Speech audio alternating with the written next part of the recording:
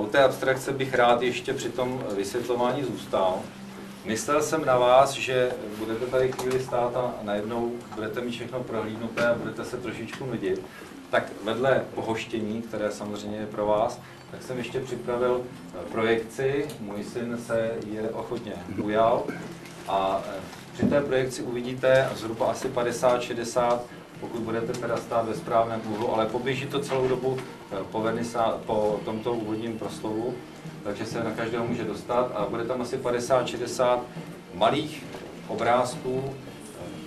Maluje to v A4, A3, ale cíl je ten, že potom se to dá ve větším namalovat tomu, kdo nějakým způsobem koho ten obrázek osloví. Takže jakoby je to nějaký výběr zhruba 150 obrazů, který si může ten zájemce vybrat.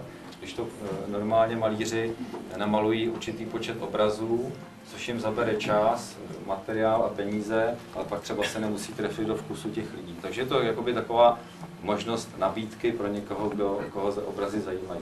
To, aby si dotyčný člověk vybral z větší nabídky, nebyl zúžen na třeba 20-30 obrazů v galerii. Že skutečně třeba 200 obrazů si může vybrat na jedno posezení, prohlídne si to a pak je mu namalován na ten rozměr, který požaduje. Možná, že to vypadá tak, jako to říkal kdysi pan Horníček nebo Verich, teď nevím, že někdo si kupuje knížky podle metrů, že má knihovnu 1,50 m, tak přijde do knihkupectví, prosím 1,50 m knížek. Tak to tak není u těch obrazů, tam jde o tu estetiku, o prostředí, o barvy, o vkus toho dotyčného a to se dá právě tímto jakoby prohlédnutím toho sborníku jako vychytat tyhle ty věci. Tak už konec o této věci.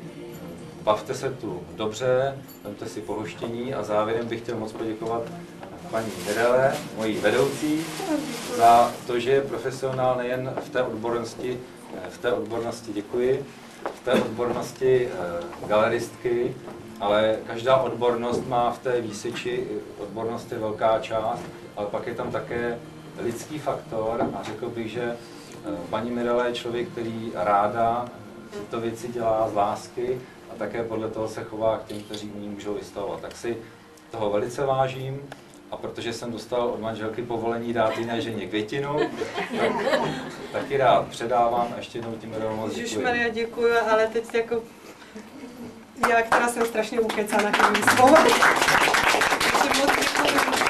Pěkný večer vám. Moc děkuji za krásné květečky, moc děkuji taky a opravdu ještě všem taky jednou děkuji a já říkám, jsem velice ráda, protože mám moc ráda té obrazy Jindřicha, takže taky přeju hezký večer a zvu. Jsem rád, že jste přišli.